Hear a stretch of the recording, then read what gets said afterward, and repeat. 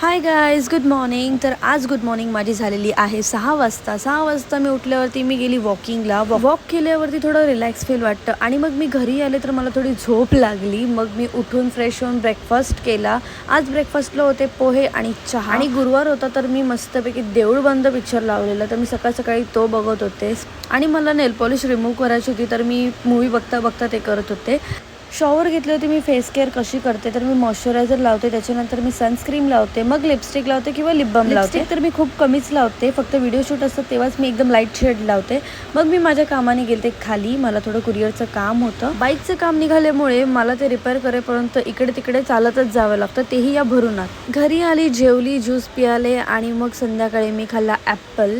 By the way, माझ्यासारखे हे balloon उडवायला कोणाला आवडतात नक्की कमेंट करून सांगा. मग घरी आल्यानंतर मी यूज केलं चारकोलचा नोज मास्क. हे खूप चांगलं असतं, आपण याची स्किन केअर केलीच पाहिजे.